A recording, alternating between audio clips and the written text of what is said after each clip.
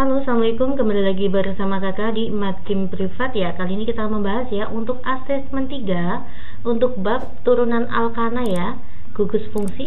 Ya, saya ambil dari buku Intan Pariwara Kimia kelas 12 ya, yang punya bukunya merapat. Langsung saja, jangan lupa untuk bagian esai, adik bisa lihat ya di YouTube kakak, YouTube yang lain yaitu Les Matkim. Untuk link pembahasan soal ada di kolom deskripsi ya dek ya. Jangan lupa like, komen, dan subscribe dan share video kakak kepada teman-teman kalian. Kita pintar bersama-sama. Nomor 1, reaksi antara 1 bromopropana. Oke ya, saya tulis di sini ya untuk nomor 1 ya dek ya. 1 bromopropana berarti C-nya ada 3 ya dek, CH3, CH2, lalu ada CH2Br. Bereaksi dengan logam natrium akan menghasilkan garam natrium. Garamnya tuh ini ya dek, Br lepas, Na-nya bereaksi dengan Br. Nah inilah garamnya, garam NaBr. Dan senyawa alkana berupa, lah ini kan C-nya ada 3 ya, nanti 2 kalinya, maka menjadi CH3, CH2, CH2, lah nanti menjadi CH2, CH2, CH3. Nah ini reaksi jika ada haloalkana bereaksi dengan logam natrium. Oke ya. Maka nanti saya buat sini penyetaraannya ya. Ini ada 2. Di sini berarti kan ada 2 ya. Ini berarti kita masukkan 2. Oke. Nah, sudah setara.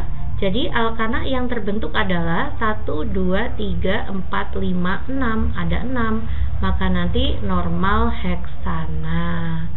Oke ya, inilah jawabannya. Jawabannya adalah poin C.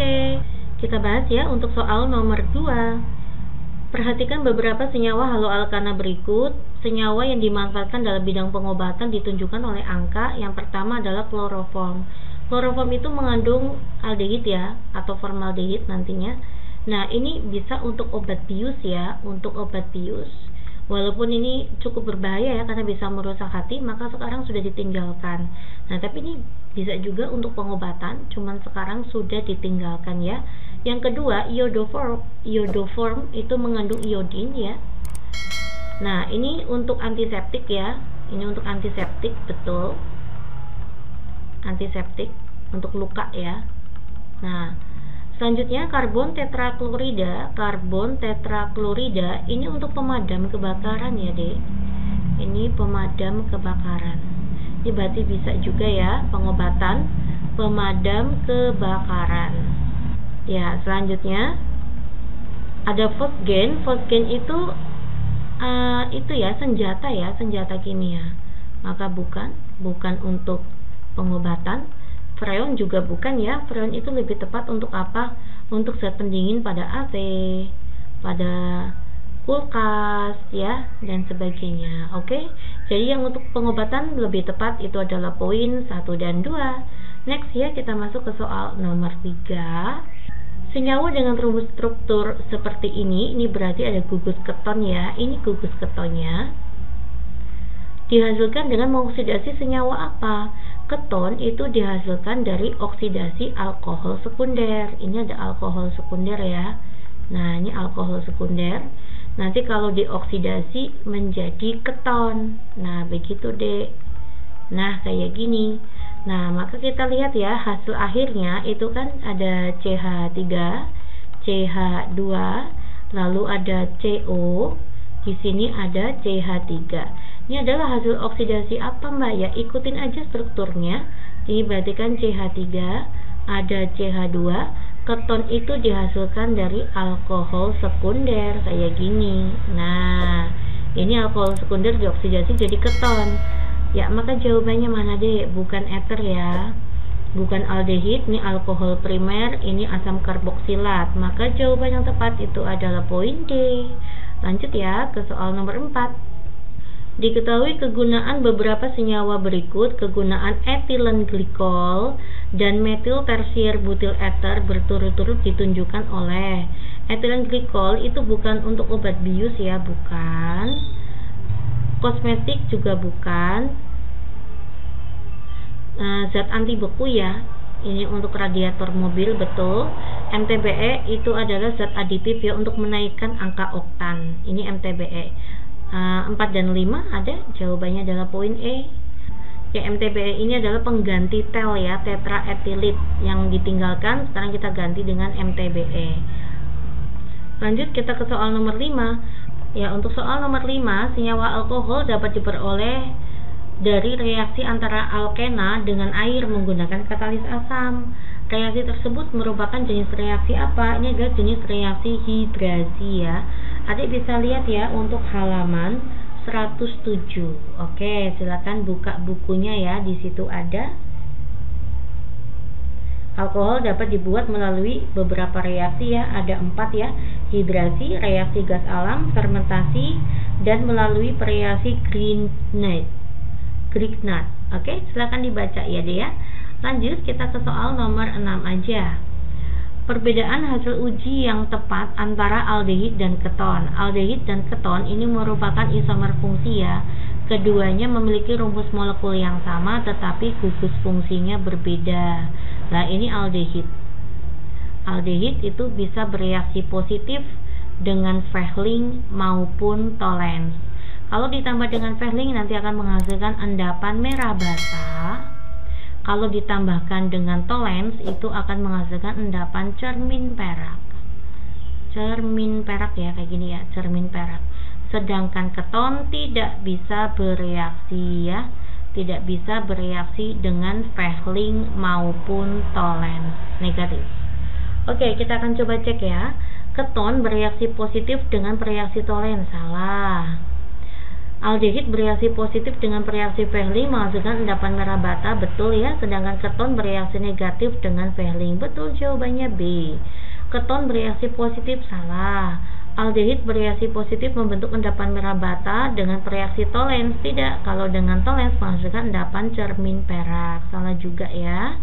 Keton bereaksi positif dengan bereaksi Fehling, tidak. Yang bereaksi positif dengan Fehling itu adalah aldehid, gitu guys.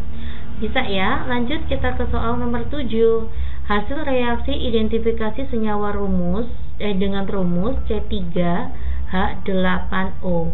Ini berarti rumus molekulnya adalah CnH2n plus 2O. Nah, ini punya siapa? Kalau nggak punya alkohol, ya punyanya ether. Kita akan coba cek lagi. Tidak bereaksi dengan natrium. Nah, ini punyanya ether. Kalau Na bereaksi positif dengan natrium, sedangkan ether tidak, ya. Oke, tidak dapat bereaksi dengan PCl5. Ya, jawabannya ether. Untuk gugus ether itu jawabannya adalah poin A. Ya, untuk B itu alkohol, ini alkohol ya. Kalau poin C itu apa, Dek? Poin C ini adalah keton. Kalau ini adalah aldehid, sedangkan poin E ini adalah asam karboksilat. Oke, semangat ya Dek ya. Ini adalah asam karboksilat. Next, kita masuk ke soal nomor 8. Hidrolisis. Nah, ini adalah ester. Ini adalah hidrolisis ester. Nanti hasilnya adalah alkohol dan askarbok. Nah, saya buat kayak gini ya. Ini ada COO. Nah, di sini ada C2H5. Lalu ke sebelahnya ada CH mengikat CH3, jadi kayak gini. CH mengikat CH3. Lalu ke samping ada C2H5, artinya CH3 CH2. Oke ya, ini adalah gugus esternya. Ternyata terhidrolisis itu lepas.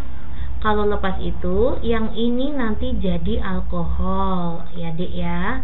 C2H5 hidrolisis berarti tambah H2O ya. Sorry. Saya kurang ditambah dengan H2O. H2O itu nanti melepas H+ dan OH-. Nanti OH-nya bereaksi dengan C2H5. Ya, nanti H+-nya lari ke sini. Nah, yang tadi lepas ini. Nah, kayak gini. Maka hasilnya kayak gini ya, Dek. Ini tanda panah, sorry.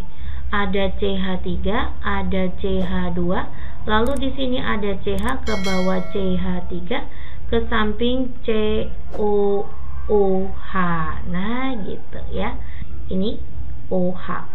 Lalu C2H5 ketambahan OH, maka jadi alkohol C2H5OH. Ini adalah etanol. Sedangkan ini menjadi asam karboksilat ya. 1, 2, 3, 4. Maka nanti asam di C ke berapa? C kedua itu ada metil. asam 2-metil butanoat. Nah, inilah hasil akhirnya. Asam 2-metil butanoat dan etanol. Jawabannya adalah poin D. Next ya, kita masuk ke soal nomor 9. Senyawa organik dengan rumus molekul C5H12O. Ini berarti CnH2n plus 2 ya. 2 kali 5 10 tambah 2 12. Nah, berarti kalau nggak alkohol, maka dia adalah eter. Begitu deh. Ketika direaksikan dengan asam cuka dan beberapa tetes H2SO4 pekat, menghasilkan senyawa berbau harum seperti pisang Ambon. Oke. Jika direaksikan dengan larutan K-4 yang diasamkan, akan menghasilkan senyawa yang dapat memerahkan lakmus biru. Senyawa apa ini ya? C5H12O kali ya. C5H12O yang dimaksud adalah gitu. Nah, ternyata setelah dioksidasi lebih lanjut, menghasilkan senyawa yang bisa memerahkan lakmus biru, itu artinya senyawa asam karboksilat. Nah, setelah dioksidasi lanjut, menghasilkan asam karboksilat. Nah, berarti ini adalah alkohol primer. Ini nanti kan sebelumnya jadi aldehid. Nah, nanti di sini ada alkohol primer. Nah, gitu deh. Maka senyawa C5H12O yang dimaksud itu adalah alkohol, lebih tepatnya alkohol primer, gitu ya. Kita cari yang alkohol primer ya. Ini eter, salah. Ini alkoholnya alkohol apa mbak? Ini alkohol sekunder. Kenapa? Ini kayak gini deh. Nah, inilah alkohol sekunder. Kalau alkohol primer itu OH-nya di pojok ya, atau yang nempel di CH2. Ini CH, maka alkohol sekunder. Ini berarti alkohol sekunder. Maka salah ya.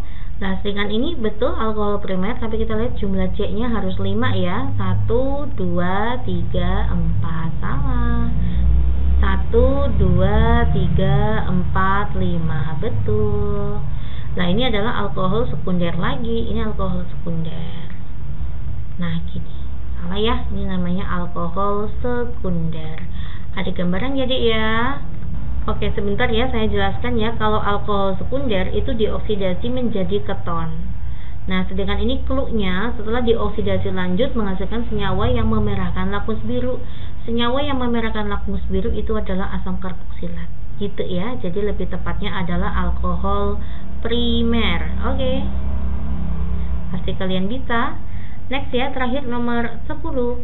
Perhatikan beberapa senyawa berikut. Senyawa yang digunakan sebagai perisa buah pisang dan pengasam makanan berturut-turut adalah, ya, jika kalian tidak hafal ya dengan perisa buah pisang yang apa nih mbak, kalian bisa hafalin dulu ya. Untuk pengasam makanan, asam makanan itu makanan biar agak kecut gitu ya.